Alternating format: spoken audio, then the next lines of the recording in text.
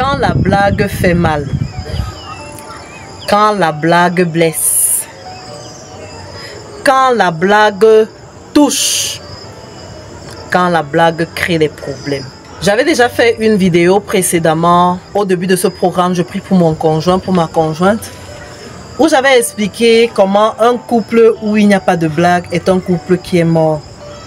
Parce que lorsque vous vous entendez, lorsque vous êtes complices, vous devez avoir ces petits moments où vous riez de tout, où vous vous faites des blagues.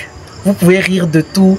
Vous pouvez revenir sur quelque chose qui vous est arrivé en commun et vous vous titillez là-dessus sous forme de blague. Cependant, je voudrais apporter un petit bémol pour dire que quand cela est mal utilisé, vous allez avoir un effet dévastateur. Parce que si vous êtes en couple, vous êtes dans votre mariage, vous avez envie de blaguer, vous avez envie de plaisanter.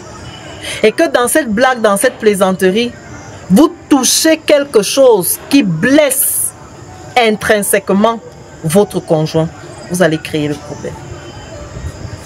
C'est pour cela que, pour certains couples, lorsque vous êtes en train de vouloir déjà amener une blague, prenez la peine de dire à votre conjoint, de dire à votre conjointe que bon, est-ce que je peux te faire une petite blague? Lorsqu'on se connaît, lorsqu'on s'aime, lorsqu'on se comprend, on peut se dire ces choses-là sans que ça ne pose véritablement un problème.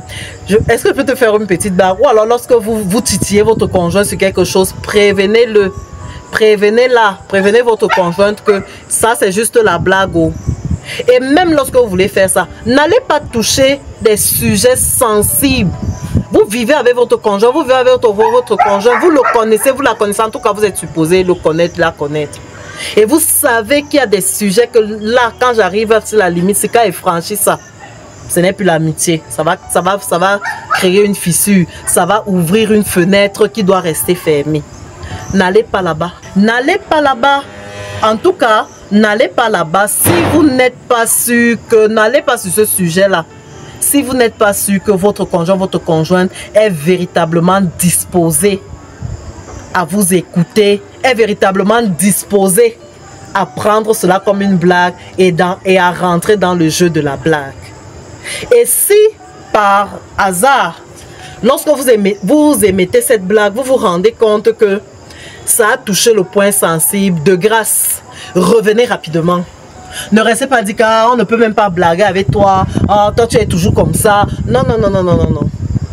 Revenez rapidement. Remettez les choses dans leur contexte. Remettez les choses dans leur contexte et passez.